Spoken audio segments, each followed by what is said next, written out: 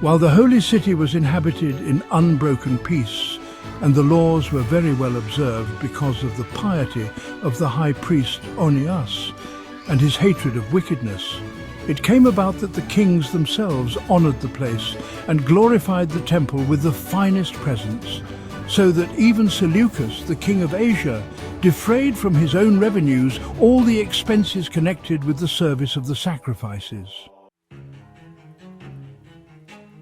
But a man named Simon, of the tribe of Benjamin, who had been made captain of the temple, had a disagreement with the high priest about the administration of the city market. And when he could not prevail over Onias, he went to Apollonius of Tarsus, who at that time was governor of Coele-Syria and Phoenicia. He reported to him that the treasury in Jerusalem was full of untold sums of money, so that the amount of the funds could not be reckoned, and that they did not belong to the account of the sacrifices, but that it was possible for them to fall under the control of the king. When Apollonius met the king, he told him of the money about which he had been informed. The king chose Heliodorus, who was in charge of his affairs, and sent him with commands to effect the removal of the aforesaid money.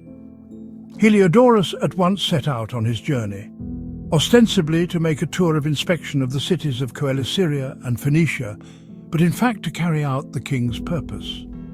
When he had arrived at Jerusalem and had been kindly welcomed by the high priest of the city, he told about the disclosure that had been made and stated why he had come, and he inquired whether this really was the situation.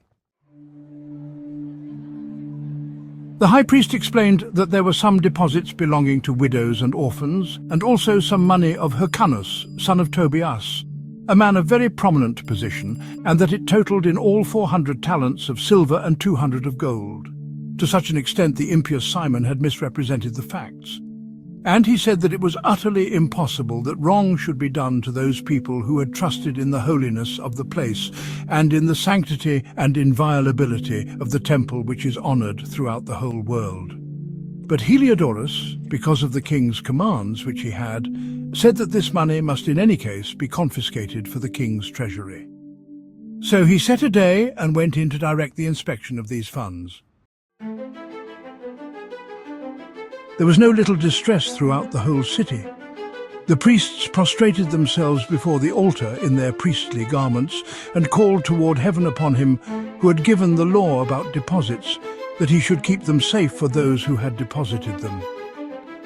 To see the appearance of the high priest was to be wounded at heart, for his face and the change in his colour disclosed the anguish of his soul, for terror and bodily trembling had come over the man, which plainly showed to those who looked at him the pain lodged in his heart.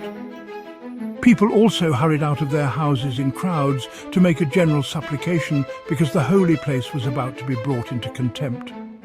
Women, girded with sackcloth under their breasts, thronged the streets. Some of the maidens who were kept indoors ran together to the gates and some to the walls, while others peered out of the windows, and holding up their hands to heaven, they all made entreaty. There was something pitiable in the prostration of the whole populace, and the anxiety of the high priest in his great anguish.